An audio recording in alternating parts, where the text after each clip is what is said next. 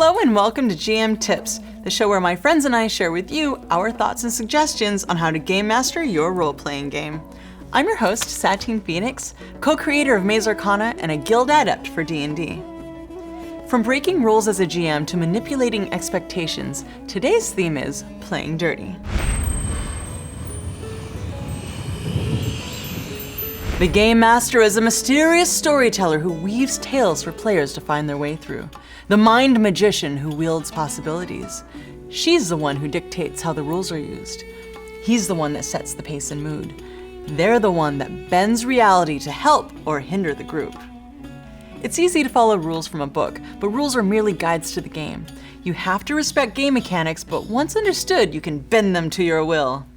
Let's list some ways you can twist your game for a more personalized experience. Tip number 1, environment manipulation. Sound, silence, mood music, sound effects, ambient soundtracks. Lighting, dim or bright, changing as the adventure changes. Smell, incense, candles, or foodstuffs. Weather, a breeze from a fan, heat or chill in the air. All of these can be manipulated during the game. Try setting up the area before your players arrive for a more immersive experience, establishing the mood before they even start playing. Tip number 2, adding mechanics from other systems. The fun thing about homebrews is that you can not only take away rules, but you can add in rules from other games. One I really like is from Tin Candles, allowing the players to help develop the world around them, creating facts within the scene that could possibly aid them or the NPCs. This I do selectively in a specific moment rather than all of the time. Tip number 3, allowing some rule breaking based on excellent roleplay. I get super excited when a player can roleplay the dice away. When players have great ideas that normal rules contradict, I'll sometimes allow it because it encourages a group to be more creative and even work together. Tip number 4, sensory emotions. Evoke certain emotions not by telling your players what they feel, but by placing things in the environment. Trigger words like birthday cake to evoke childhood memories. Mothballs or doilies might trigger the memory of one's grandparents, which might lead to a certain odor memory or sound. You can draw out the feelings or move the players quickly. Choose specific words or textures to guide your players in and out of their own memories while traveling through your story. You can describe these in-game or purposefully place items around the gaming room to subliminally evoke certain emotions. Both the real world and mind world are available to play with. Tip number 5, NPCs bending the world. Allow the players to affect the NPCs, negotiate, change their minds and reasons for things. Allow the players to affect the lives of the NPCs the way a conversation might change how a player sees the world. And in the same vein, trust that your players can handle being backstabbed by an NPC they trust.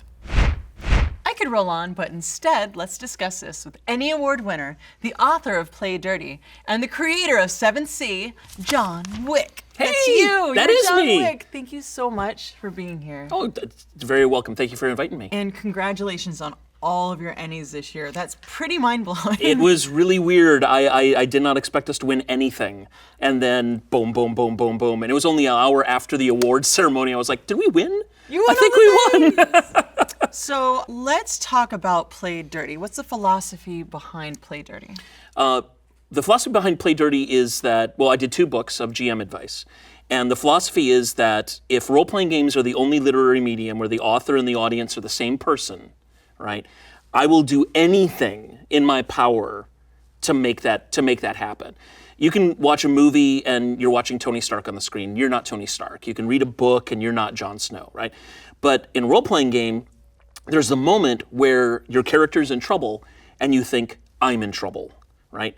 And it's the only literary medium that does that. So if a game, or as a GM, if I don't try to just exploit that, I'm failing. Yeah. Otherwise, you're just playing a board game. We may as well be playing Descent or Talisman or anything else. So I want you to not think my character's in trouble.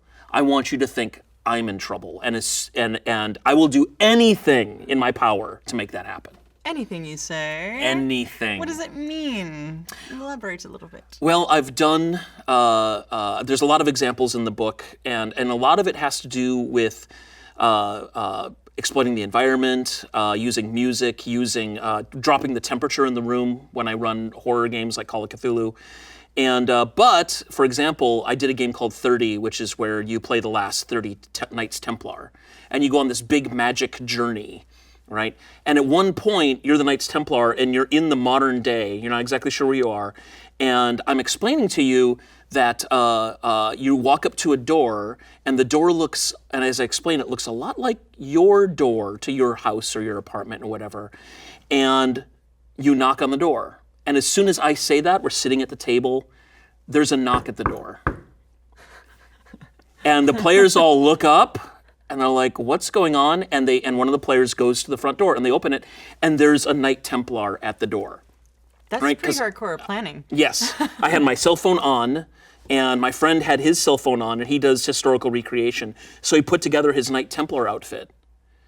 And as soon as the players in the game, their characters, the Knights Templar, are walking up to this door that looks like their door, and then there's a knock, and then they open the door, and there's a Templar at the door, and that's the moment where they go, what is going on? What's happening in the game is happening here.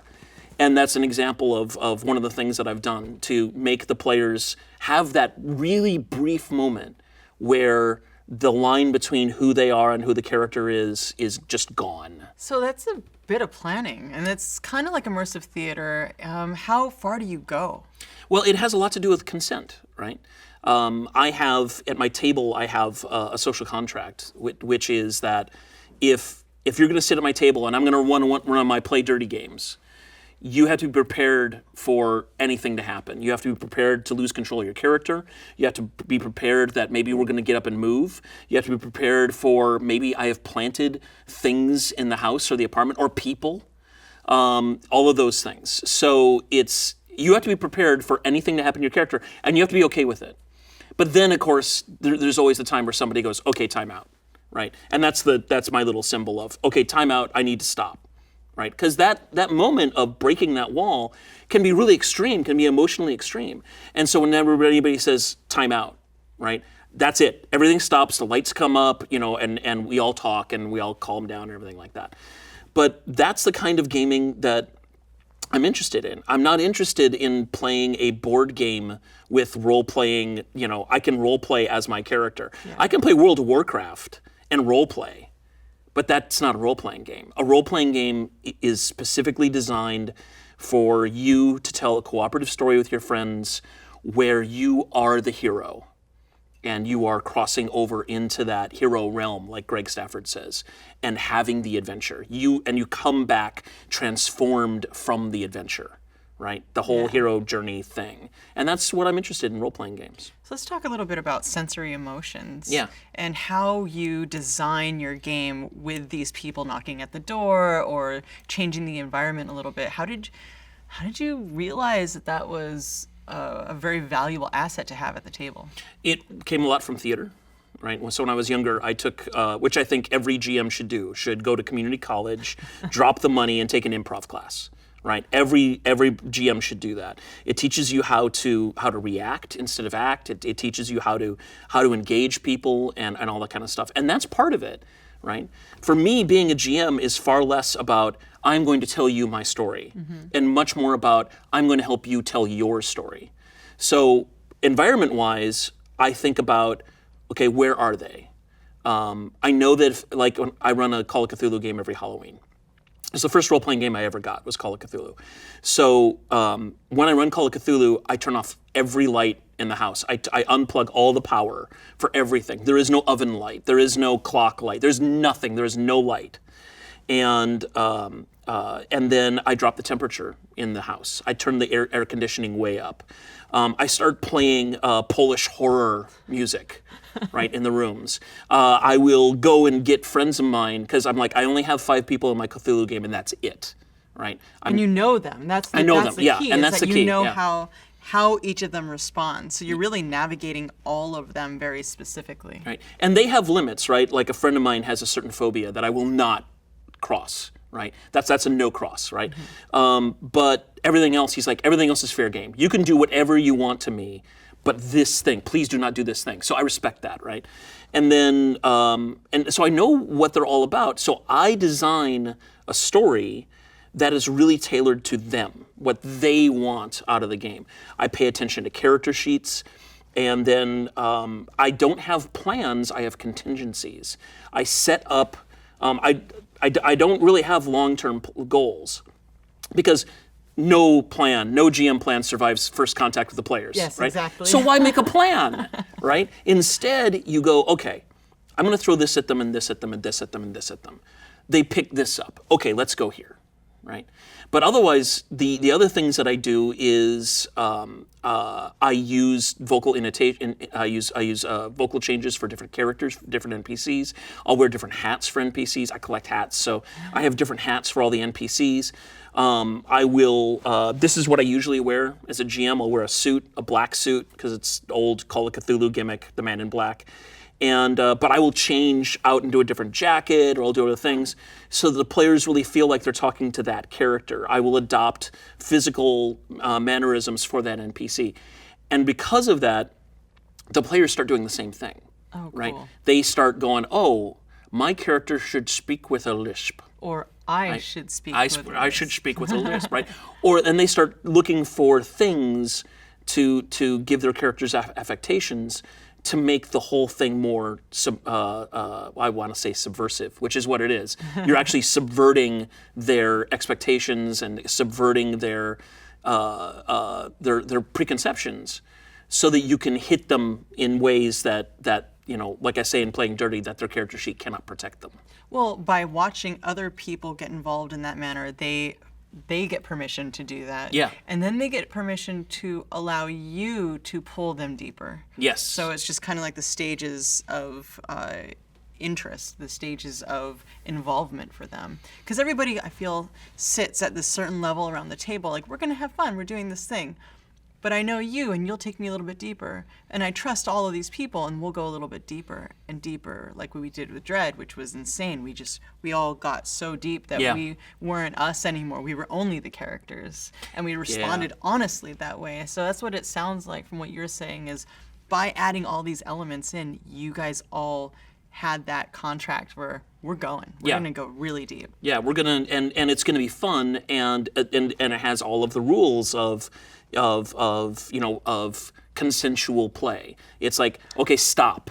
I need to stop right now. And everybody's like, yes, we respect the stop, right? Or somebody like in our 7th Sea LARP, one of the things we do is we have the thumbs up and the thumbs in the middle and the thumbs down. So I was playing a villain in the 7th Sea LARP just at Gen Con, and I was really evil. I was really, really evil. And one of the things we have is, like, when I engaged with a woman in the game, I was very evil. I was very upfront. I was very in her face, and I was very I didn't touch her because that's LARP, right? But I was very intimidating, and I would get up into her face, and then I would do this. I just do a little... The check-in. Yeah, the check-in. Are you okay? Should I tone it down? Should I stop? Oh, that's beautiful. Right? And that really comes from Danielle, it's something that I kind of do in a LARP anyway, in a verbal way. I'm like, are you okay? Are you okay? But in this way, if I do this, I don't have to stop being my character. Mm-hmm. I'm going to ask you 3 questions. Okay. What does your pre-game house rule look like? We talked about it a little bit. I have when I run a Play Dirty game, because I'll run regular games, but when I run a Play Dirty game, there is a consent moment, right? And the understanding is that I will do anything in this game. I will break rules. I will, because rules are really about, your character sheet is something that you're using to communicate to me what you want, right? So I will read character sheets and we'll go through. And also, I will ask the players, tell me 3 things about your character that aren't on your character sheet. Oh. What do you care about? What would you die for?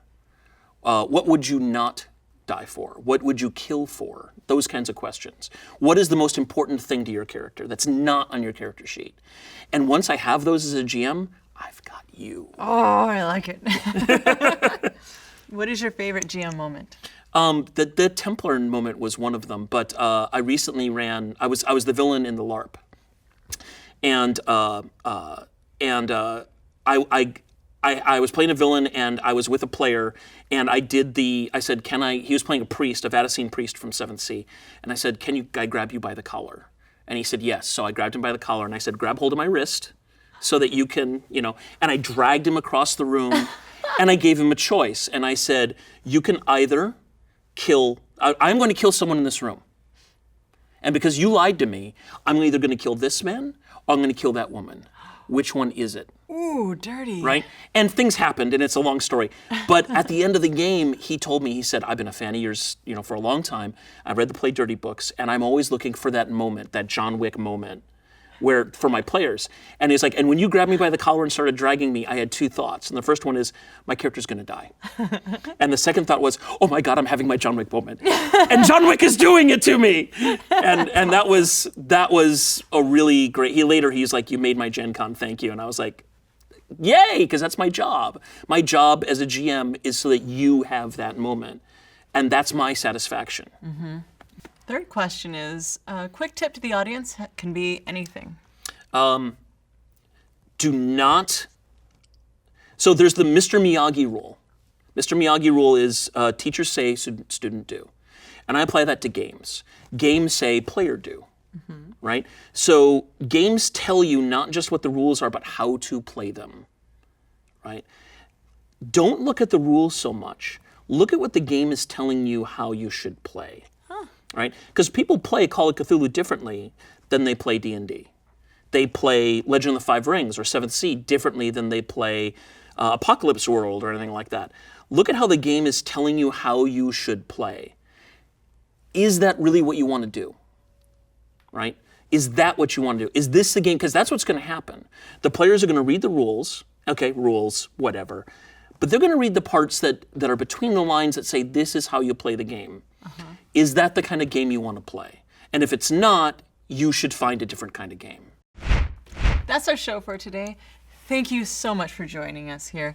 Where could we find you on the internet? I'm at johnwickpresents.com. There's also a John Wick Presents Twitter and a John Wick Presents Facebook, and it's real easy. It's just John Wick Presents. And congratulations on all your successes. Thank you. As always, I'm Satine Phoenix at Satine Phoenix. You can ask me GM tip questions at #AskSatine and find me every Sunday at noon on Maze Arcana's Orphan Echo on twitch.tv/Maze Arcana and every Tuesday night Dungeon Mastering on twitch.tv/DND. Thank you so much for watching us here on Geek and Sundry. See you next time. Wait. Can you do one thing for me? Anything for you. Would you please jam us out of here? Yes. I understand you have your favorite character with you. I do. Well, this is your favorite character? Yeah, Mirror. This is Mirror that you made with Zach, right? So, when you were younger, you had a rivalry with an evil sorceress. And this rivalry went back and forth, and you lost track of each other. But you've recently discovered that she's trying to become a lich. So you and your friends, you and your fellow adventurers, are gonna go to her lair and stop her from becoming a lich, I'm sorry. However, as soon as you take a step into the dungeon, something happens. You feel odd, your fingers go numb, and your tongue feels thick, and suddenly you hear a voice in your head, and your limbs freeze and tighten, and you realize that you're no longer in your body. And you hear the voice of your old rival, and she says, I was mummified, but now you are, and I am in your body. Your friends don't know this yet. As a matter of fact, I'm going to tell you this before the game starts, so the other players don't know. And I have two goals, Mirror. The first goal is to escape this place as you. And the second goal is to hurt your friends as much as I can. Now, here's how this works. You, Satine, are going to be playing the evil sorceress. And you are going to do your best to make sure that you hurt your friends and escape the dungeon. And every time that you roll a die, any die, I'm going to give you a chance to escape, to break this spell. You're going to make a roll. You're going to make a will save or a charisma save, you know, whichever version you're playing. And you have to roll higher than her, and you have to make the save. And if you do, you will break one part of the spell. You need to break 3 in order to get completely free. Now, every time she rolls a die, I'm going to give you an opportunity to roll. You don't have to roll, but I'm going to give you a bonus D4 every time that you roll a die. All right? So you can save those D4s as you go. So when you make your will save, you can roll all those D4s with it, or you can try to make the roll. Okay? But every time you do and you fail, part of you is going to die. You get 3 chances. So, shall we begin?